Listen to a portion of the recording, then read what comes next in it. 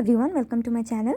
आज के इस वीडियो में मैं आपको आलिया कट कुर्ती की कटिंग और स्टिचिंग बताऊंगी। तो उसके लिए मैंने 3 मीटर कपड़ा लिया है और इसकी विड्थ है 44 इंचेस। तो सबसे पहले मैं अपर पार्ट यानी कि बॉडीज़ की कटिंग करूंगी। तो उसके लिए मैंने कपड़े को 4 पार्ट्स में रखा है, फ्रंट और बैक पार्ट की कटिंग के लिए। अब सबसे पहले ऊपर पर आधा इंच का हमें सिलाई मार्जिन ले लेना और इसको सीधी लाइन से खींच देना है। अब इस लाइन से नीचे की तरफ को अपर पार्ट की रेडी लेंथ के लिए निशान लगाना है। तो लंबाई चाहिए मुझे 14 इंच की, तो 14 इंच पे निशान लगाया और साथ ही साथ नीचे आधा इंच का सिलाई मार्जिन और ले लिया। अब यहाँ फोल्डेड वाली साइड से हमें शोल्डर्स के लिए निशान लगाना है। तो ये 34 साइज़ की कुर्ती है, तो इसमें मैं शोल्डर्स ले रही हूँ 6.75 इंच के। तो 6.75 इंच पे निशान लगाया। अब यहाँ से नीचे को हमें आर्म होल के लिए निशान लगाना है। तो आर्म होल भी मैं 6.75 इंच का ही ले रही हूँ। तो निशान लगाया और इसको ऊपर सीधी लाइन से ज्वाइन कर दिया। अब यहाँ पे बस्ट के लिए निशान लगाना है। तो जितना भी आपका बस्ट साइज़ है आप उसका चौथाई भाग लीजिए और आधा इंच की लूजिंग ऐड करिए। जैसे मेरे उसमें बस्ट है 34 इंच का, उसका चौथाई भाग लिया और आधा इंच की लूजिंग ऐड करी तो आया 9 इंच। तो 9 इंच पे निशान लगाया और इसको आर्म होल पे सीधा ज्वाइन कर दिया। इसके बाद यहाँ नीचे पे कमर के लिए निशान लगाना है। तो सेम वही कमर का चौथाई भाग करिए और आधा इंच की लूजिंग ऐड करिए। जैसे मेरी कमर है 28 इंच की, उसका चौथाई भाग किया और आधा इंच की लूजिंग ऐड करी तो आया 7.5 इंच। 7.5 पे निशान लगाया। अब इसको ऊपर बस्ट वाले पे सीधी लाइन से ज्वाइन कर देना है। इसके बाद साइड में 1 से 1.5 इंच का आप सिलाई मार्जिन भी ले लीजिए और इसको भी हमें ज्वाइन कर देना है और आर्म होल वाले को ऐसे सीधा कर देना है। अब यहाँ कॉर्नर से बाहर की तरफ को 1 इंच यानी कि 1 इंच पे निशान लगाना है और यह आर्म होल वाली जो लाइन है इसका बिल्कुल मिड हम लेंगे। तो सेंटर से इंच टेप को फोल्ड किया और यहाँ पे निशान लगाया। अब इन दोनों पॉइंट्स को मिलाते हुए हमें बैक का आर्म होल कर्व बना लेना है। तो ये मेरा बैक आर्म होल कर्व बन गया। अब आधा इंच का अंदर को डीप करते हुए हमें फ्रंट का आर्म होल कर्व भी बना लेना है। तो ये मैंने फ्रंट आर्म होल कर्व भी बना लिया है यहाँ पे। अब यहाँ फोल्डेड वाली साइड से नेक विड्थ के लिए निशान लगाएंगे। तो 3 इंच पे मैं नेक विड्थ के लिए निशान लगा रही हूँ और यहाँ पे जो नेकलाइन है वो मैं बुकरम में कट करूँगी, इसमें अभी नहीं कट करना है। अब यहाँ पे हमें शोल्डर डाउन करना है, तो आधा इंच का मैं यहाँ पे शोल्डर को डाउन कर रही हूँ और इसमें आधा इंच का सिलाई मार्जिन भी ले लेना है। अब ये जो कमर वाला हिस्सा है नीचे, यहाँ पे ऊपर की तरफ को हमें 1 इंच नीचे से मार्जिन को लेते हुए 1 इंच 1 इंच पे निशान लगाना है और इसमें हल्का सा घुमाव देते हुए इसको ज्वाइन कर लेना है ताकि इसमें कॉर्नर्स ना निकले। अब सेम मार्किंग के ऊपर हमें इसकी कटिंग कर लेनी है।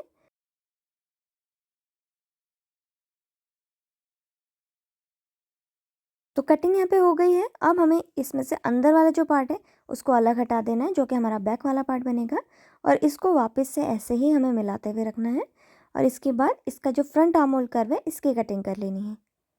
तो यहाँ पर मैंने फ्रंट आर्म होल कर्व की भी कटिंग कर ली है।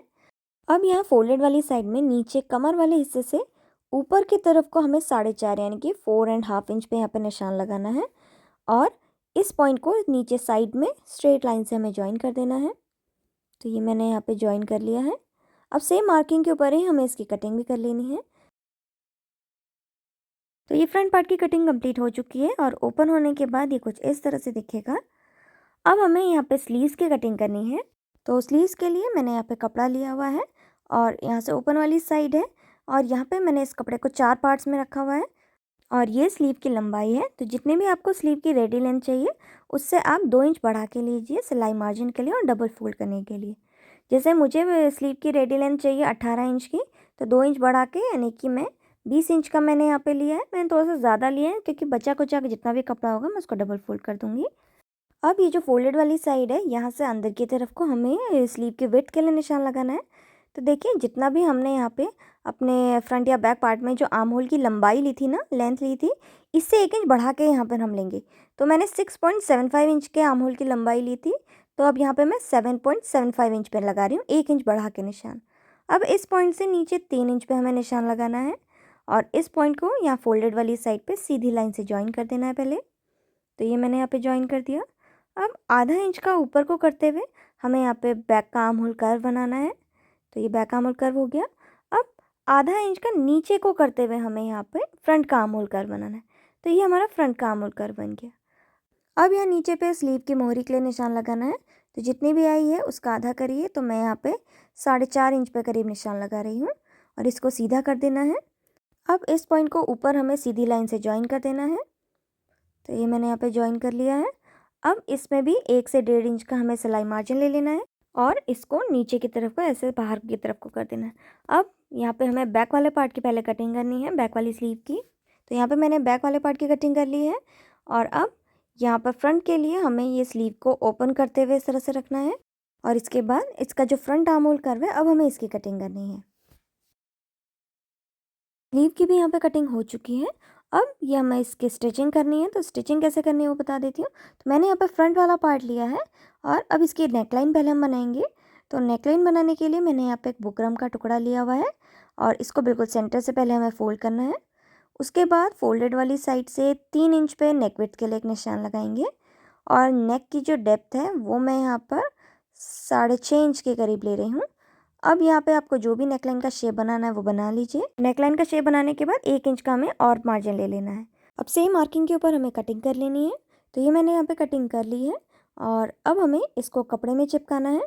तो उसके लिए मैंने यहाँ पे कपड़े का टुकड़ा लिया है, बचे हुए कपड़े का, और इसके ऊपर अब हमें ये जो हमने नेकलाइन कट करी इसको रखना है और प्रेस करके इसको चिपका लेना है।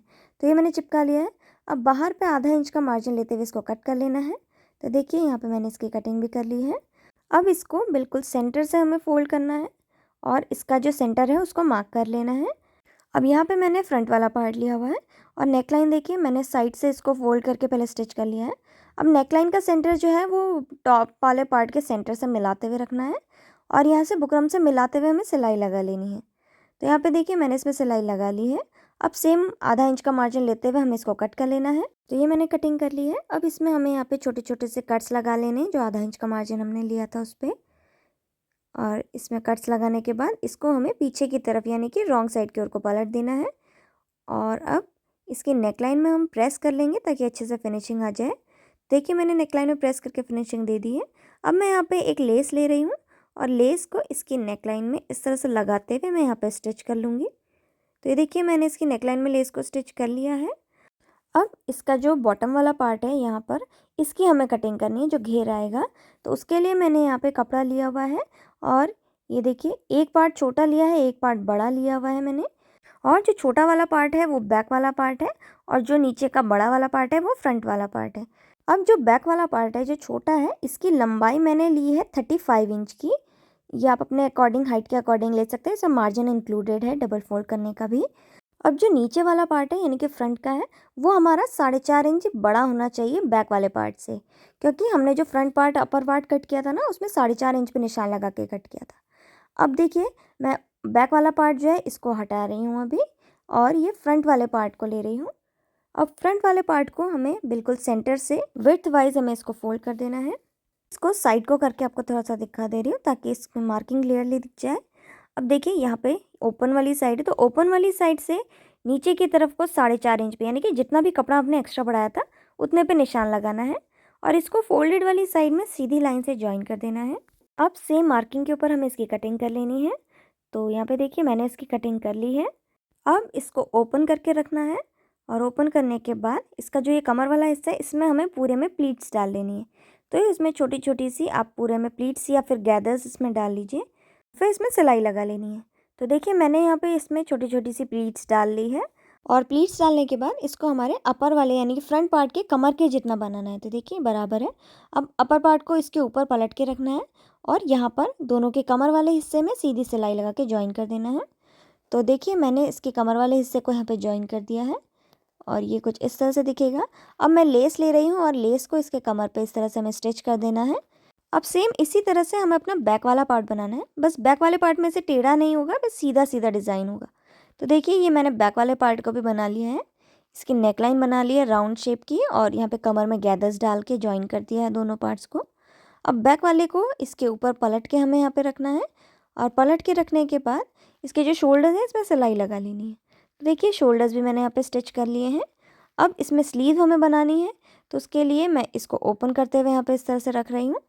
अब यहाँ पे हमें स्लीव बनानी है, तो मैंने यहाँ पे स्लीव ली है एक साइड की और स्लीव को देखिए इसका जो बॉटम वाला हिस्सा है ना मोहरी वाला, इसको मैंने डबल फोल्ड कर दिया है। अब इस स्लीव को देखिए अंदर की तरफ को हम करते हुए रखेंगे और ध्यान रहे दोनों की सीधी तरफ एक दूसरे के मुँह करते हुए हो और स्लीव का फ्रंट आर्म होल कर कुर्ती के फ्रंट आर्म होल के साथ ज्वाइन होना चाहिए और बैक आर्म होल कर बैक आर्म होल कर के साथ ज्वाइन होना चाहिए। अब हमें स्लीव को यहाँ कोने से इस तरह से करते हुए रखना है और इसमें पूरे में आधा इंच की दूरी पे इसमें स्टिच कर लेना है। तो देखिए मैंने इसमें सिलाई यहाँ पे लगा ली है और स्लीव हमारी जॉइन हो चुकी है। सेम इसी तरह से दूसरी तरफ की स्लीव भी हम जॉइन कर लेंगे और स्लीव जॉइन करने के बाद हमें इसमें साइड के फिटिंग की सिलाई लगानी है। तो उसके लिए हमें क्या करना है, स्लीव से सिलना स्टार्ट करना है। यहाँ पर से अपने फिटिंग की सिलाई हम नीचे तक इसमें लगा लेंगे और साइड से स्टिच करने के बाद फिटिंग की सिलाई लगाने के बाद इसका जो बॉटम वाला पार्ट है इसको भी हमें नीचे से डबल फोल्ड करके इसमें भी सिलाई लगा लेनी है।